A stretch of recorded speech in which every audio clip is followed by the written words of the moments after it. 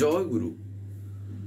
নাম ধ্যান একটা এমন জিনিস, সে ঠাকুরকে ধরার পর এই নাম ধ্যান সম্বন্ধে দেখবেন অনেক কথা জানা যায়, যেখানে এই নাম ধ্যান কেমনভাবে করা দরকার, নাম ধ্যান বাস্তবে কি, নামই কি, ধ্যানই বা কি, আর নাম ধ্যান যে হচ্ছে কি না তারও যে একটা বলতে পারেন মস্ত বড় যে একটা পরখ, অর্থাৎ বলতে পারেন একটা অবজারভেশন, সেগুলোও পর্যন্ত ঠাকুরের বলা আছে। তাই আমরা বলতে পারেন নাম ধ্যান নিয়ে এর আগে অনেক রকম কথা শুনেছি, বিভিন্ন রকম বিষয় সম্বন্ধে, নাম ধ্যানেরই বিভিন্ন রকম বিষয়। আজকেও আমরা ঠিক এই নাম ধ্যান নিয়ে এমন একটা বিষয় জানব, যেখানে আমরা আজকে বুঝতে পারবো যে আমি যে নাম ধ্যান করছি তা কতটুকু হচ্ছে আর কতটুকু না। নিজেকে নিজে অবজার্ভ করা সবচাইতে বড় কিন্তু বলতে পারেন একটা কাজ। আমি হয়তো আরেকজনকে দেখে দুখানা উপদেশ দিয়ে দিলাম, তুমি এটা করছো না, ওটা করছো না, এইটা তোমার হচ্ছে না বলে তোমার যে অবস্থা, তুমি এইটা যদি করতে তাহলে এরকম হয়ে যেত, তুমি এখন এইটা করো তাহলে এটা হয়ে যাবে, এরকম হাজারো কথা নানা রকমভাবে আমি বলে দেবো। কিন্তু নিজের দিকে চোখ যার বেশি আগে পড়ে, বুঝতে হবে সেই কিন্তু বাস্তবে ঠাকুরকে ধরে জীবনে কিছু করছে। আরেকজনের প্রতি যে নজর থাকবে না, আরেকজনকে যে আমি কিছু বলবো না, ঠাকুর কিন্তু তাও বারণ করেননি। ঠাকুর বলছেন নিজের প্রতি যেন আগে লক্ষ্য থাকে, এই অভ্যাসটাকে থাকা চাই। তার কারণ কি, এই কথাটা কেন ঠাকুর বিভিন্ন জায়গায় বলেছেন, এমনকি নাম ধ্যান নিয়েও ঠাকুর এই কথা বলেছেন। ঠাকুর একদিন বলছেন যে কেউ নাম ধ্যান করে কিনা তার একটা মস্ত পরখ হচ্ছে এই যে সে আত্মবিশ্লেষণ মুখর কিনা, অর্থাৎ নিজেকে নিজে সে বিশ্লেষণ করছে কিনা।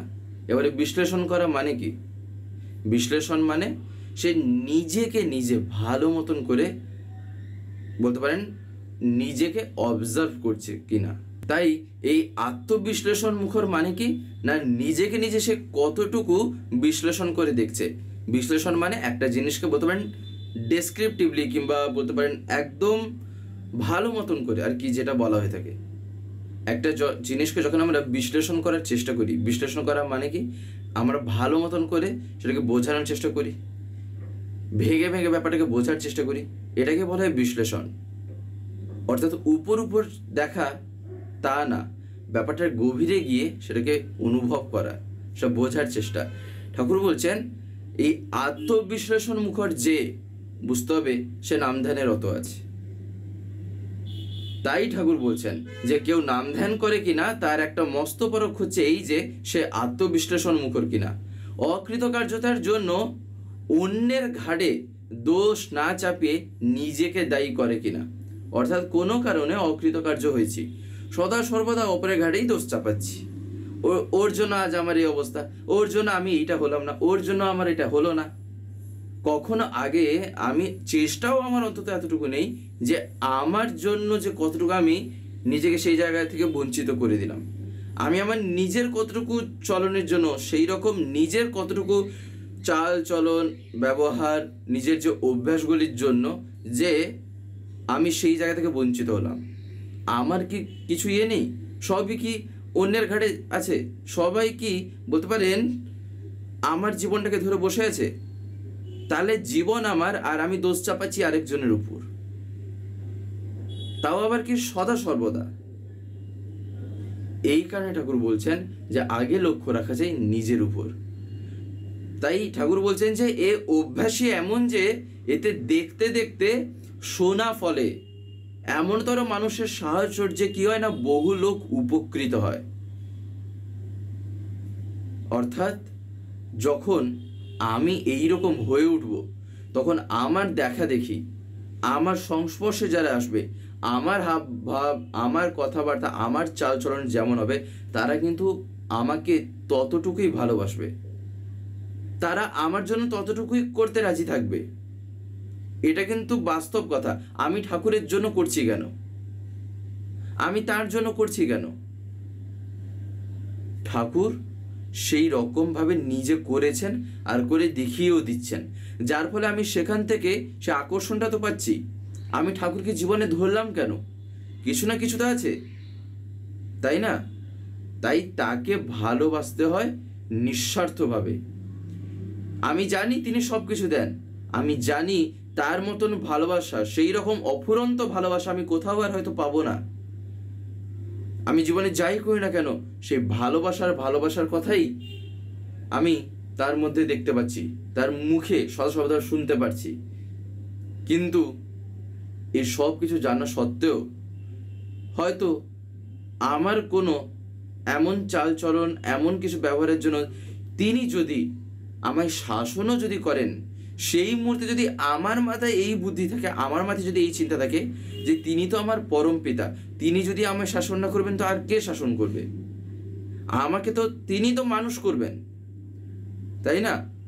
যখন এই বোধটা চলে আসবে, সেক্ষেত্রে কি হয়, সেখানেও ভালোবাসা দেখা যায়। যেমন বাবা মার ক্ষেত্রে, বাবা মা যখন একটু বকাঝকা করেন, তখন আমিও কি তাকে কি বকাঝকা করব? সেটা তো ঠিক না, সেটা তো একেবারেই কখনো ঠিক না। তার মানে কি? তার মানে হচ্ছিল আমি সেই শিক্ষাটুকুই পাইনি, আমি সেই শিক্ষাটুকু জানি না যে কিভাবে গুরুজনদের সাথে যে আচরণ করা দরকার। তাও আবার আমি কি বলছি না, বাবা মা না, তিনি আমায় বকছেন বলে আমিও তাকে বকবো। এটা কি কোনো একটা কথা হলো? তাই না? নাকি ওইটুকু যে তার যে বকাঝকার ভিতর যে তার যে আমার প্রতি ভালোবাসা নেই, তিনি বরঞ্চ আমায় ভালোবাসেন বলেই যাতে আমার অসুবিধা না হয়, আমি যাতে কষ্টে না পড়ি, তাই তিনি চিন্তায় পড়ে তিনি ঘাবড়ে গিয়ে আমায় এরকম কথা বলছেন। দেখবেন সবচাইতে বড় ভুল যেটা আমরা করে থাকি, বেশিরভাগ ক্ষেত্রে, সবাই হয়তো করি না, কিছু কিছু ক্ষেত্রে এরকম হয়তো দেখবেন লক্ষ্য করাই যাবে। হয়তো যখন তারা আমায় একটু শাসন করছেন, তারা আমায় বকছেন, তখন আগেই বোধে এটা আসবে, কেন সবসময় একটা ফ্যাচর ফ্যাচর করছেন, কেন সবসময় একটা বকবক করছেন, কেন এরকম বকাঝকা করছেন আমায়? কখনো এইটা কি আমি ভেবে দেখেছি যে তিনি কেন বকাঝকা করছেন? তিনি কেন আমার এইরকম আচরণে তিনি অসন্তুষ্ট হচ্ছেন? বা তিনি এতটা যে আমায় এইরকম আচরণ যে করলেন, তিনি কেন করলেন? আগে তার উপরে উঠে না গিয়ে আগে নিজের ইয়েতে লক্ষ্য রাখা দরকার। ঠাকুর আমাকে এটাই শেখাচ্ছেন যে জীবনটাতে কেমন হওয়া চাই। তাই তিনি হয়তো আমায় বকাঝকা করলেন, আমার মা হয়তো আমায় একটু বকলেন, বাবা হয়তো একটু বকলেন, কিন্তু তার পিছনে তার কেমন চিন্তা আছে, তিনি কোন চিন্তায় যে আমায় এরকম ইয়েতে বকলেন, সেটা আমি কোনোদিন ভেবে দেখেছি?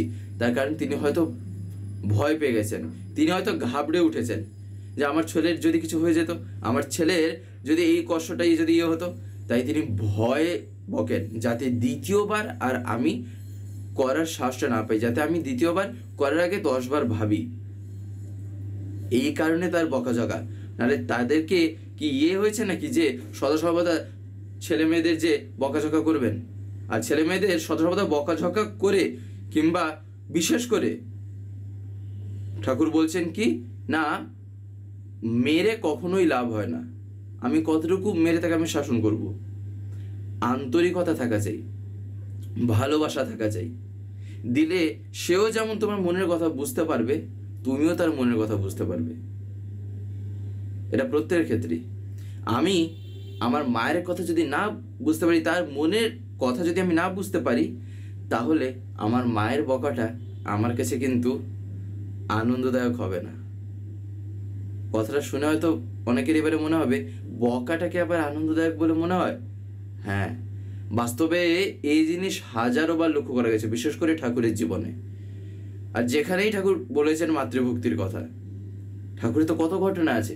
ঠাকুরের মা কি ঠাকুরকে মারেননি? এমনকি একবার তো মার জন্য তো দৌড় দিয়েছিলেন ঠাকুরের পিছনে, ঠাকুরও দৌড়াচ্ছেন, মাও দৌড়াচ্ছেন, ঠাকুরের মা মাতা মনমোহিনী দেবী। কিন্তু মায়ের কষ্ট হচ্ছে দেখে ঠাকুর উল্টারও ঘুরে চলে এলেন যে ঠিক আছে, মার বরঞ্চ খাবো, কিন্তু যাতে মায়ের কষ্ট না হোক। তাও তো তিনি আনন্দ সহকারে তো গ্রহণ করেছেন। তখন ঠাকুর কি বলেছিলেন যে মায়ের কষ্টটা আমি দেখতে পেলাম না, মায়ের যদি কষ্ট হয় তাহলে সেক্ষেত্রে আমার গায়ে খুবই ব্যথা লাগে, তাই আমি মার খেতেও পর্যন্ত রাজি আছি।